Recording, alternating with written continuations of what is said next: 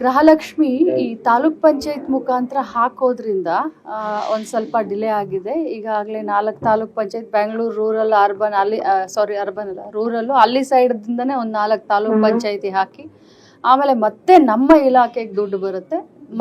Same procedure. But taluk ಪಂಚಾಯತಿಗೆ ಹೋಗಿ ಅಲ್ಲಿಂದ ನಮ್ಮ ಇಲಾಖೆಗೆ ದುಡ್ಡು ಬಂದು ಡಿಗಳ ಮುಖಾಂತರ ಮುಂಚೆ ಯಾವುದಿತ್ತು ಅದೇ ಪ್ರೊಸೀಜರು, ಅದರಲ್ಲಿ ಯಾವ ಪ್ರೊಸೀಜರು ಚೇಂಜ್ ಇಲ್ಲ. ಒಂದೇನು ಅಂದರೆ ತಾಲೂಕ್ ಪಂಚಾಯತಿಗೆ ಹೋಗಿ ನಮ್ಮ ಇಲಾಖೆಗೆ ಬರ್ತದೆ, ಸೇಮ್ ಅದೇ ಮತ್ತೆ ನಮ್ಮ ಇಲಾಖೆಯಿಂದ ಗೃಹಲಕ್ಷ್ಮಿಗಳಿಗೆ ಹೋಗುತ್ತೆ. 3 ತಿಂಗಳಾಗೆಲ್ಲ ದುಡ್ಡು ಬಂದು 15 ದಿನ ಆಯಿತು. ನಮ್ಮ ಹತ್ರ ದುಡ್ಡು, ನಮ್ಮ ಇಲಾಖೆಗೆ ಫೈನಾನ್ಸ್ ಡಿಪಾರ್ಟ್ಮೆಂಟಿಂದ ದುಡ್ಡು ಬಂದು 15 ದಿನ ಆಯಿತು. ಈ ತಾಲೂಕ್ ಪಂಚಾಯತಿಯಿಂದ ನಮಗೆ ಬರೋದು ನೋಡ್ಬೋದು ನೀವು. ಲಕ್ಷ್ಮಿ ಹೆಬ್ಬಾಳ್ಕರ್ ಅವರೇ ಹೇಳಿದ್ದಾರೆ ಏನಂತಂದರೆ ತಾಲೂಕ್ ಪಂಚಾಯತಿಯಿಂದನೇ ಬರುತ್ತೆ ಅಂತ. ಅದು ಯಾವ ರೀತಿ ಮಾಡ್ತಾರೆ ಏನು ಅಂತ ಹೇಳಿ.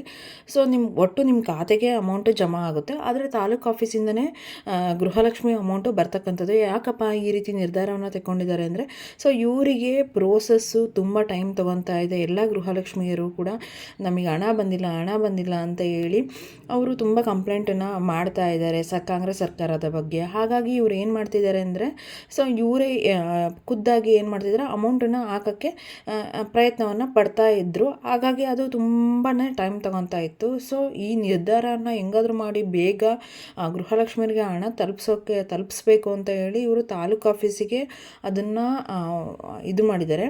ಸೊ ಅಲ್ಲಿ ಇನ್ನೂ ಅವ್ರು ಕನ್ಫರ್ಮಾಗಿ ಹೇಳಿಲ್ಲ 2,000 ರೂಪಾಯಿ ಹೋಗಿ ಅಲ್ಲೇ ಇಸ್ಕೊಂಬರ್ಬೇಕಾ ಅಥವಾ ಅವ್ರ ಖಾತೆಗೆ ಜಮಾ ಆಗುತ್ತಾ ಅಂತ ಹೇಳಿ ಕನ್ಫರ್ಮಾಗಿ ಹೇಳಿಲ್ಲ. ಸೊ ಅದನ್ನು ಕೂಡ ನಾವು ಕಾದು ನೋಡಬೇಕು.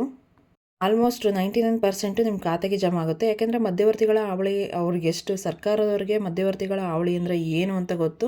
ಸೊ ಅದನ್ನು ತಪ್ಸೋಕ್ಕೋಸ್ಕರ ನಿಮ್ಮ ಖಾತೆಗೆ 100 to 100% ಜಮಾ ಆಗುತ್ತೆ ಅಂತಲೇ ಹೇಳ್ಬೋದು. ಇನ್ನು ಲಕ್ಷ್ಮೀ ಹೆಬ್ಬಾಳ್ಕರ್ ಅವರ ಹೇಳಿಕೆಯನ್ನು ಕೂಡ ನೀವು ಗಮನಿಸಿರ್ಬೋದು. ಫೆಬ್ರವರಿ ಮಂತಲ್ಲೇ ಗೃಹಲಕ್ಷ್ಮಿ ಹಣವನ್ನು ಹಾಕ್ತೀವಿ ಅಂತ ಹೇಳ್ತಿದ್ದಾರೆ.